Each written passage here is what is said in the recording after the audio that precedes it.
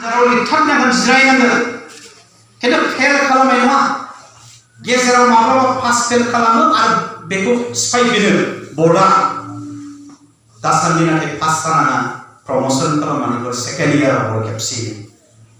da first division da ni chi besar ni kuna third division jab siba third division jab siba mela record mo gawang porai support jang metric first division higher secondary fail metric first division higher secondary third metric first division higher secondary second metric first division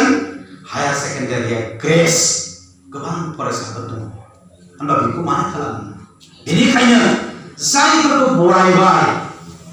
बराय जानाय फरायसाफोर थियारि जा दिनैनि first डिभिजनानो गाबोननि first division जायाबो जानो हागौ दिनैनि फार्स्ट डिभिजनानो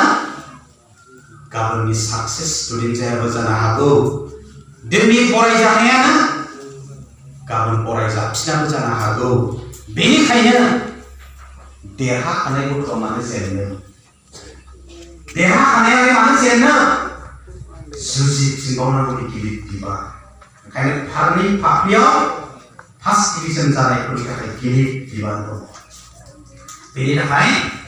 बेनिफ्राय थियारि जा स्ट्रिमखौ सेलेक्ट खालाम नों मा स्ट्रिमाव लानो आरो स्ट्रिमखौ सेलेक्ट खालामनायनि आन्दोआव थागोन नोंनि इयुननि थांखि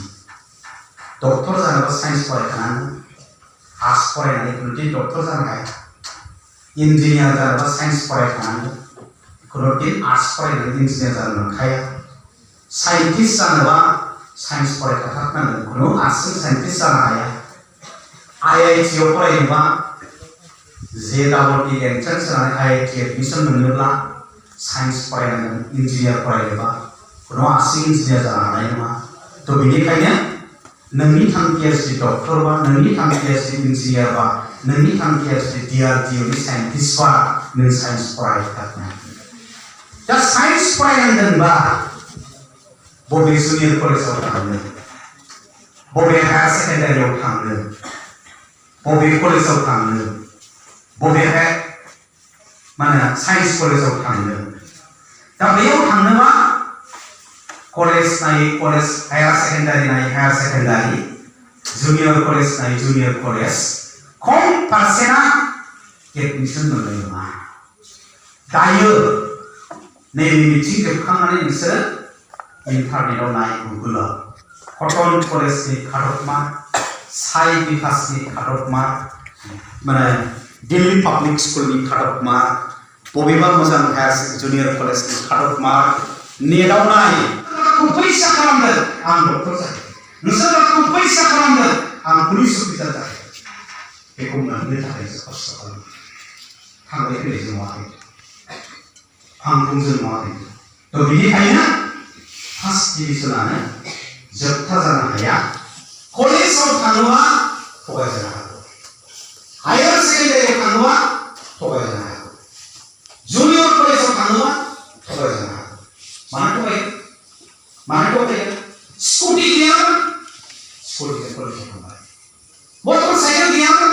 मटर साइकेलजों कलेजाव थांबाय न' भारा लाफेरामोन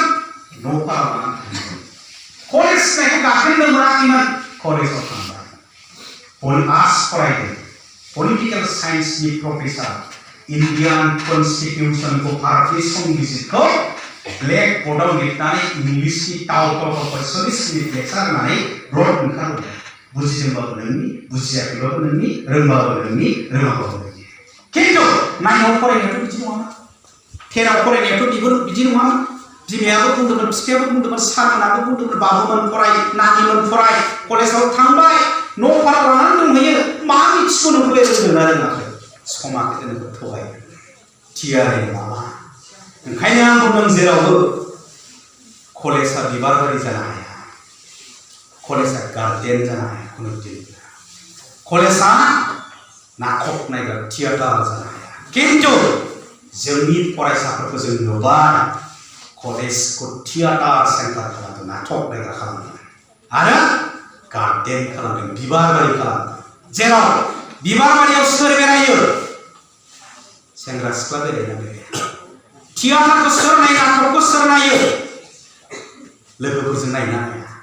रिजाल्टआ ओंखारबाय फेल गाया सोरनि मटर साइकेला एसे जाबाय न' भारा लानानै थाहैनाया एसे जाबाय नाटक नायनाया एसे जाबाय